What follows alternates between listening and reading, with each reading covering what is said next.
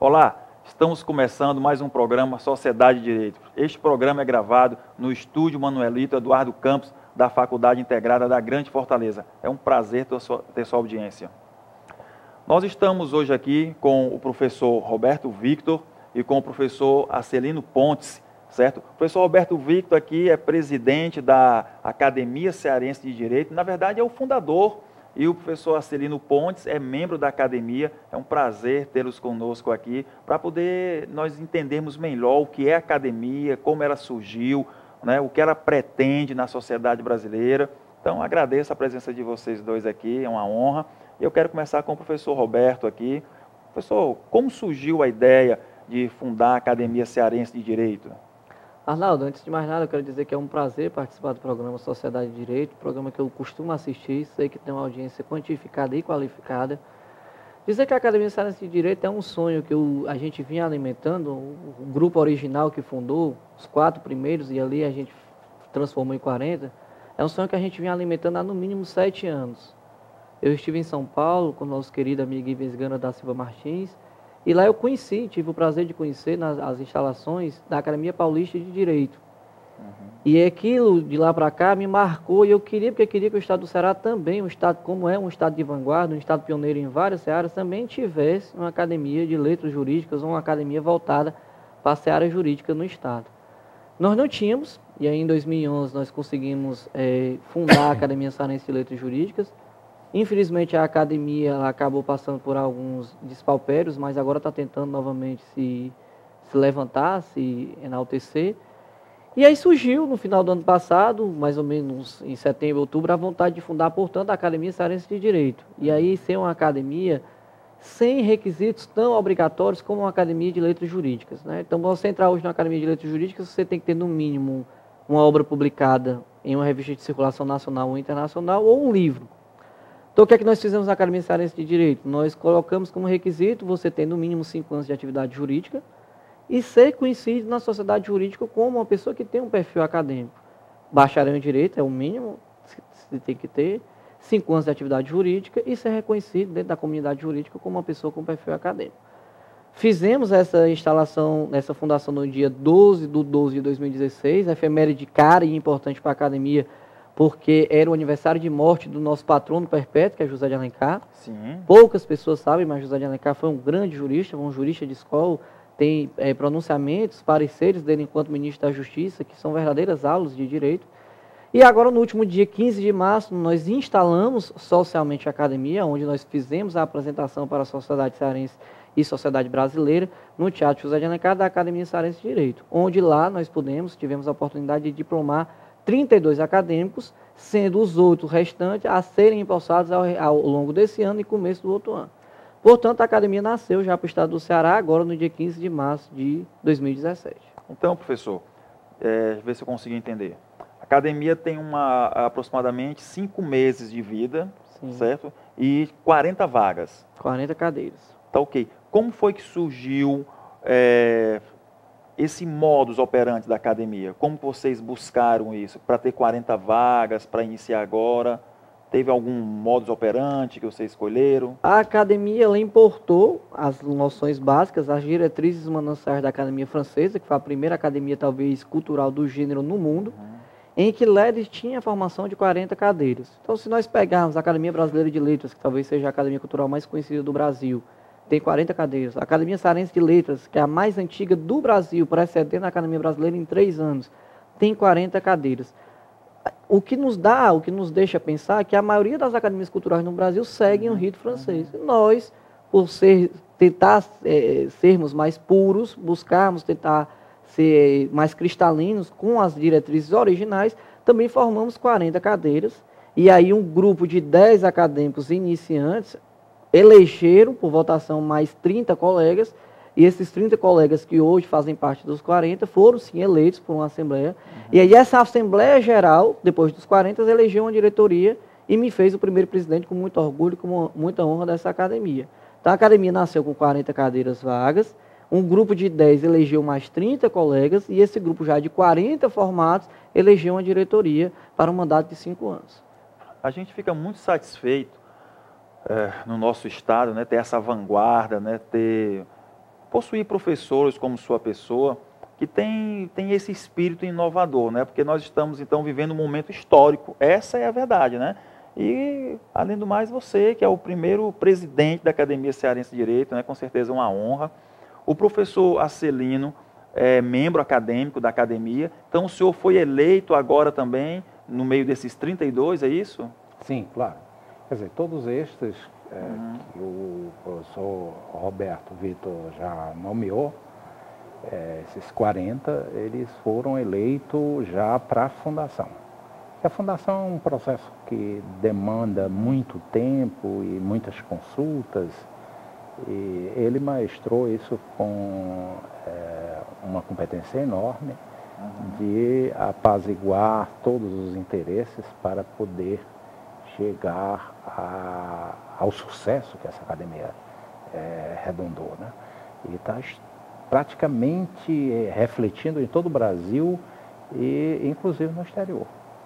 Que bom. Mas no exterior, a notícia da academia ou a academia já tem lançado voos lá fora? Pelo envolvimento, porque além dos 40, vão ter também alguns acadêmicos honorários, beneméritos, excelente. E principalmente os correspondentes, porque quem dá vida a uma academia são os correspondentes. E nós temos o prazer já de ter, não só em quase todos os estados do Brasil, correspondentes, como também em vários países do Brasil, Argentina, Uruguai, Portugal. Inclusive os melhores, eu sei que você gosta do constitucionalismo. Gosto demais. E então o direito constitucional ele está representado não só pelo nosso maior, que é o Paulo Bonavides, como também alguns grandes de Portugal. Eu diria que os dois pais do constitucionalismo moderno, né, que é o professor Joaquim Candotilho e o professor Jorge Miranda. Têm orgulho, eles têm a honra de serem, e nós também temos o prazer e a honra de que eles sejam nossos sócios correspondentes em Portugal. É isso, professor Celino? Claro. Agora, o correspondente é essencial, porque o desenvolvimento científico do direito perpassa a troca de ideias, a troca de opiniões com pessoas de várias partes do mundo. Porque o direito envolve o globo. Até onde a gente pensa que o direito não é válido, há o direito até entre as tribos de índios do Amazonas que não tenha nenhum contato com... Onde a sociedade há direito, né? Isso, eu sempre falo para meus alunos, onde você estiver sozinho, provavelmente não hará direito, mas onde houver dois, tem que ter direito, tem que haver direito, né? Não há como conviver sem o direito ali, né? Já é inerente à condição humana, né? Isso, é importante termos uma visão, eu diria, sistêmica e holística, né? Que o direito ele é um todo, né? O direito ele é um todo. Existem ali as suas compartimentações, mas ele é um todo, né? Pensá-lo no todo, de forma bem conglobante, eu diria assim. Mas, professor Roberto, me diga uma coisa, entre os membros da academia, por não ser a ordem, né, que a ordem trata bem os advogados, a academia me parece ser mais plural, mais multidisciplinar. Tem sido assim? Como é que vocês têm feito isso? Tem sido assim, a academia ela é muito heterogênea na sua formação. Eu estava até comentando aqui nos bastidores com vocês, antes da gente iniciar a entrevista, que nós temos juízes federais, juízes estaduais, membros do Ministério Público, membros do Parlamento Municipal e do Parlamento Estadual, nós temos professores, advogados, procuradores de Estado, procuradores do município, juízes do trabalho. Então, assim, é uma academia que nasceu de uma forma extremamente heterogênea. Você não tem ali só advogados, você não tem ali só juízes, você não tem conselheiros do Tribunal de Contas, nós temos um conselheiro do Tribunal de Contas, que é o Dr. Roden Botelho, Então, assim, a academia, ela conseguiu albergar os melhores e talvez os maiores talentos. É lógico que a gente deixou muita gente boa de fora, como o professor Celina asseverou aqui. Foi, de fato, muito difícil conduzir esse processo de escolha, né? Porque eu já tinha sido colocado na frente como presidente dessa formação provisória e sempre passava pelas mãos da gente essa posição da eleição. Então, havia vários nomes, e esses 10 que formaram os outros 30 acadêmicos, de fato foi muito difícil. Como é que a gente conseguiria fazer essa triagem? Porque o Ceará ele é um celeiro repleto de grandes talentos. E, infelizmente, não dá para a gente albergar todo mundo dentro de uma academia. Então, eu não vou nem pedir desculpa, porque a questão não seria nem pedir desculpa. Infelizmente, não dá para a gente colocar numa academia de 40 todos os grandes talentos da terra. Então, grandes nomes ficaram de fora. Mas o que eu poderia dizer é o seguinte, que as grandes funções essenciais da justiça, para fazer uma interpretação melhor do que eu disse, não é que estejam na nossa academia, os melhores nomes do Estado. Não tem como a gente aferir isso. Isso é uma questão muito subjetiva. Mas eu posso lhe dizer que as grandes e as mais importantes funções essenciais à justiça e ao direito estão na nossa academia. Desde deputados, a vereadores, a procuradores, a promotores, juízes, advogados, professores. Então, quem pensa e quem operacionaliza o direito no dia a dia está conosco na academia. Então, a academia ela tem realmente, de fato, essa heterogeneia dentro da sua formação. Muito bacana mesmo. E me diga uma coisa, a academia recentemente esteve na Paraíba, não foi isso? Né? Vocês fizeram um encontro lá. Primeiro encontro nacional na Paraíba, junto com a Academia Paraibana de Letras Jurídicas, onde lá nós pudemos dar posse a 8 acadêmicos correspondentes, sendo 2 do Rio Grande do Norte, 1 de Alagoas, 2 da Bahia, 2 da Paraíba e 1 de Pernambuco. Então você veja bem, a Academia Cearense de Direito foi até a Paraíba fazer seu primeiro encontro nacional e conseguiu reunir ali naquele encontro nacional 4 estados distintos, além do Ceará e da Paraíba. Tivemos Alagoas, tivemos Bahia, tivemos Rio Grande do Norte e tivemos Pernambuco. Então, além da Paraíba e do Ceará, nós tivemos 4 outros estados. E já estamos pretendendo, o professor Celina, que tem nos ajudado muito nesse planejamento, nessa logística, talvez em outubro ou novembro do próximo ano, irmos até Belém, para a parte norte, fazer o segundo encontro nacional da academia, porque a academia ela não quer se furtar desse contato e dessa cooperação entre os outros estados. Então, nós já estamos, como o professor Celino já havia asseverado, em 15 estados da federação e em 4 países. Então, nós temos, por exemplo, na nossa academia, você também que é professor de Direito Penal, nós temos o Eugênio Raul Zaffaroni como nosso sócio correspondente, ministro da Suprema Corte da Argentina. Então, a academia ela não se circunscreveu ao estado do Ceará. A nossa tentativa é tentar levar para o Brasil e para o mundo, dentro das nossas circunstâncias e das nossas condições, essa gota nesse imenso oceano de incertezas que está acontecendo na sociedade mundial, não é só na brasileira. Então, a academia quer isso. Nós já estivemos agora, Arnaldo, semana passada, eu acho que você teve ciência disso, em Maracanaú. Nós fomos a um outro município, é certo que é um município contíguo a Fortaleza, mas é outro município, e fomos fazer aquilo que a academia se propõe desde o início.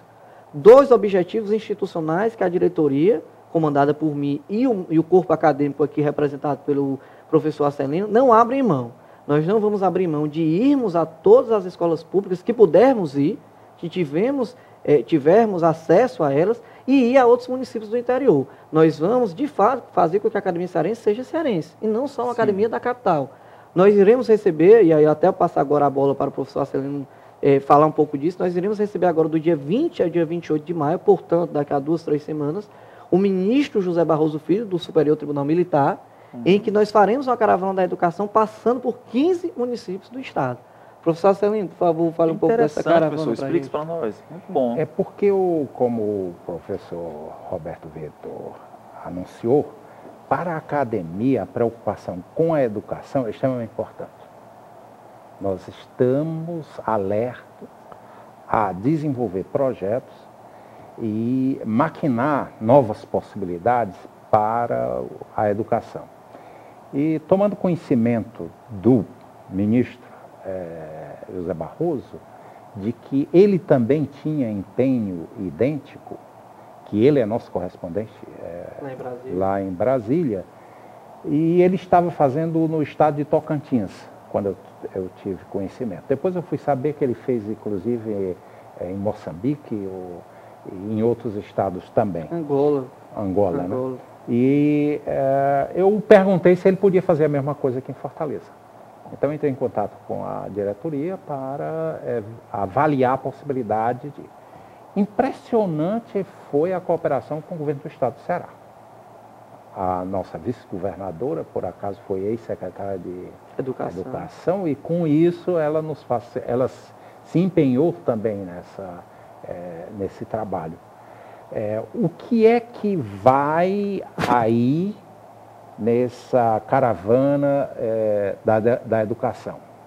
Em primeiro lugar, questionar paradigmas.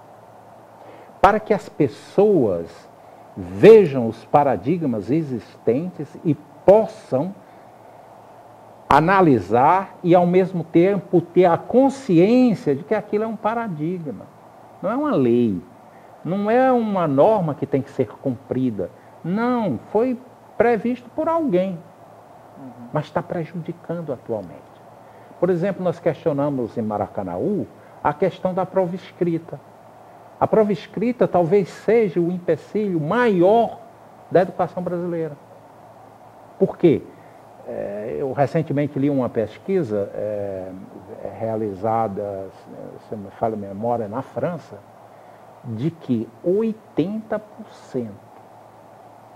dos alunos do curso fundamental e ensino médio se sentem agredidos pela prova escrita. Se é uma agressão, não há a mínima possibilidade de, na prova escrita, se fazer uma avaliação do grau de conhecimento do aluno. Depois, o preparo se sentem, ou no preparo para a prova, se sentem angustiados. Quem é que pode absorver conhecimento se a pessoa está angustiada?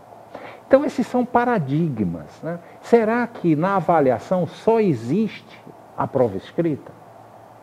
Talvez não. Existam outras possibilidades, mas é só ela que é utilizada, por isso um paradigma. Então, só o fato de questionar que o secretário de saúde de um município como Tauá ou de Guaramiranga faça uma reflexão dessa, e nós apresentamos isso lá no Liceu de Maracanaú, a semana passada, e o diretor se questionou, mas logo se sentiu vencido pelos argumentos que nós apresentamos. De que não há possibilidade através de prova escrita. Mas existiam outros paradigmas. Existe, por exemplo, a chamada. Quanto tempo o professor demora para fazer uma chamada? No mínimo 10 minutos. E pode chegar até 15 ou 20 minutos, de acordo com a classe. Se for uma classe rebelde, ele vai demorar muito mais tempo em fazer a chamada. Para quê? Se a lei, se o Estado exige que se verifique a presença do aluno na escola, que ponha-se uma catraca lá, que ele passe a carteirinha, de sair e entrar. Não precisa o professor perder tempo em estar fazendo chamada o tempo todo. Na Europa, no ensino médio, não existe isso.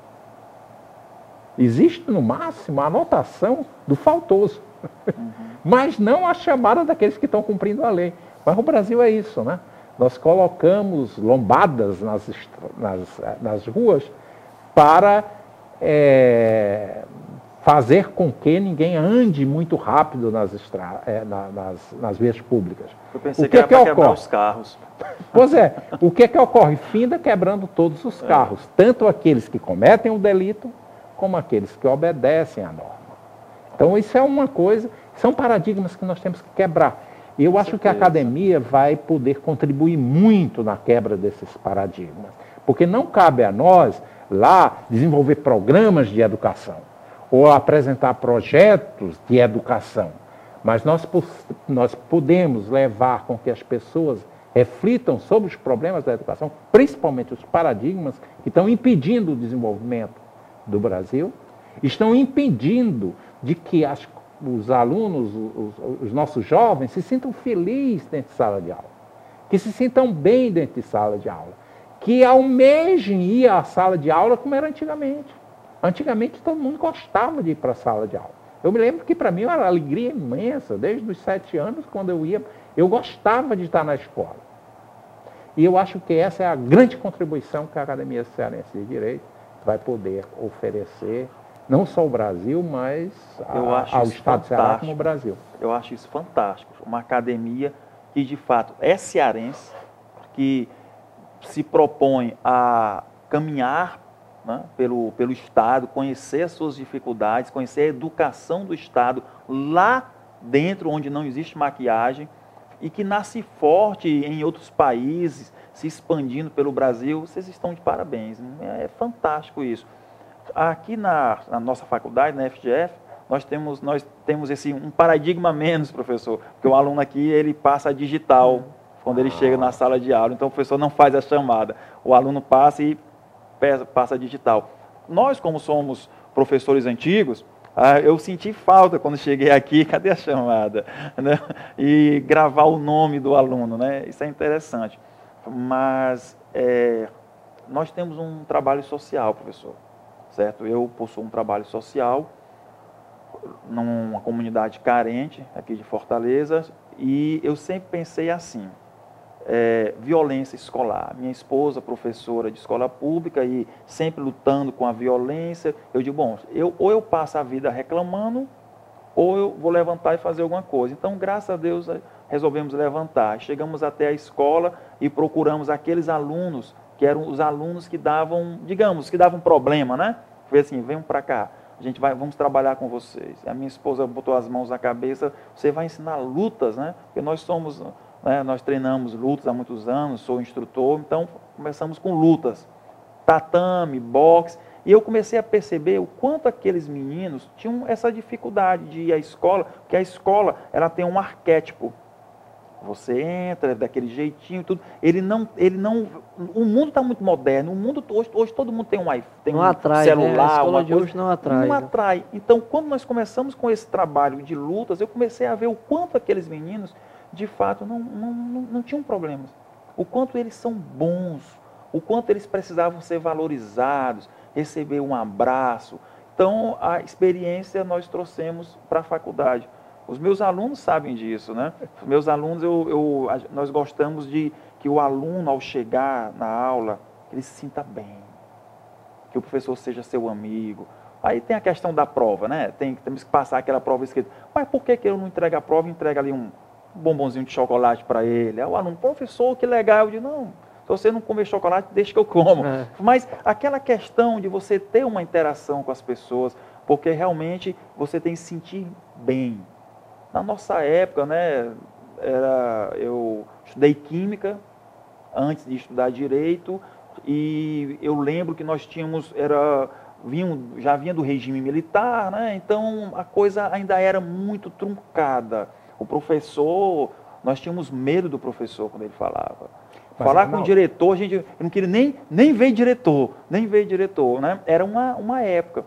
Mas hoje o mundo mudou. As pessoas precisam estar mais próximas umas das outras. Por favor. Você apontou aí um outro conceito extremamente importante nessa questão. A valoração do aluno. Nós só vemos o aluno como aquele, não é mais aqueles alunos de antigamente. Mas não querem mais estudar. Mas não querem. Eu, no meu perfil do Facebook, peguei e joguei uma porção de jovens, às vezes nem conheço, mas coloco. Porque eu sinto falta hoje daqueles vovôs que contam histórias para o jovem. Eu tive a felicidade de ter esses vovôs que me contavam como era antigamente, como não era, de indicar caminhos. Eu faço isso no meu Facebook. Dentro do meu perfil, eu devo ter o quê? Por volta de 4.900, lá vai pedra. Desses aí, no mínimo 10 a 15% são pessoas jovens. Deixa eu só abrir um parênteses aqui, professor Celino. O acadêmico mais antigo, o mais novo não sou eu, muito embora possa parecer como presidente, mas eu não sou, ainda tem 2, 3 acadêmicos mais jovens do que eu, mas o acadêmico mais velho, em plena consciência de lucidez e em plena atividade física, tem 91 anos, que é o João Gonçalves de Lemos, é o acadêmico mais antigo da academia, e também vai até as escolas falar, tanto se locomove com maior fluidez como a gente, com rapidez, como também fala com uma sinonímia, uma capacidade muito boa. Então, isso que o Arcelino está dizendo é muito importante. O professor, que também foi professor de 91 anos de idade, ele consegue ir até a sala de aula de um aluno da escola pública, passar não só lições de profissional, mas lições da vida. Porque com 91 anos de idade, meu amigo, ele já viu muita coisa. Né? Então, essa historinha que o Arcelino gosta de contar para os jovens da rede social dele, o nosso acadêmico de 91 anos de idade, que a gente tem que tirar o chapéu para ele, também vai até a escola física e passa essas lições. Isso, de fato, é realmente muito importante, né? É alicerçador ter esse tipo de conduta. A academia também vai fazer esse papel. Está aqui o professor Arcelino. Mas eu queria mandar um recado para todos vocês que são jovens. Não vistam esta carapuça, de que vocês não querem estudar, que vocês não querem nada com a vida, que vocês isso. Todas essas carapuças não vistam. Se vocês não querem nada com a vida, é porque essa vida não é nada aquilo que é bom para vocês. E este é que é o problema.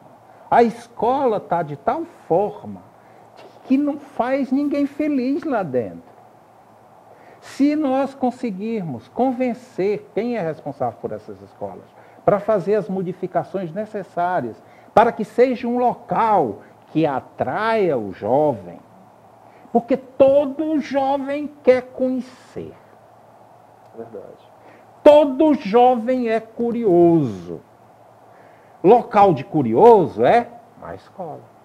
Porque lá vai aprender. Às vezes falta só oportunidade. Né? E hoje em dia, nas escolas, não tem nada interessante para aprender. Só tem matemática para decorar. Eu não sei se vou ter um tempo, mas tem um meninozinho que se chamava Gauss, que morava lá na Alemanha, perto de Leipzig. E esse meninozinho, aos 5 anos de idade, já estando aprendendo a estudar, porque lá eles tinham, botavam tudo que era de criança, logo no começo, né, que era 1700, lá vai pedra. Esse menino estava na aula de matemática, o professor mandou ele somar 1 mais 2, mais 3, mais 4, até 100. Sim. Aí ele ficou olhando, os outros todos fazendo, 1 mais 2, mais 3, mais 4, mais 5, coçava a cabeça, mas continuavam. Aí ele chegou e disse, peraí, mas isso tem uma maneira mais rápida de chegar lá. Aí projetou a fórmula, levantou a mão, foi lá para o professor, aí o professor, diga aí. Aí ele deu o resultado e fez a fórmula que hoje nós chamamos progressão aritmética. Isso, né? mesmo. Bem, quando o menino disse, sabe o que ele ganhou? Um bombom? Não. Botou deitado em cima de uma mesa, pegou um chicote de couro, baixou as calças do menino e tome peia e os outros alunos rindo da cara dele. Tá bem, o professor depois foi constatar que o menino tinha razão, ainda o propôs para seguir. Mas nós estamos nessa situação atualmente. Os meninos que querem ter novas ideias não têm ambiente. Não tem ambiente para desenvolver. Não é que os professores sejam ruins. É porque o sistema está formatado de tal forma que o professor não tem liberdade de ir ao encontro do jovem e fazer aquilo que deveria ser promover o desenvolvimento daquele jovem. Excelente, professor. Excelente, excelente.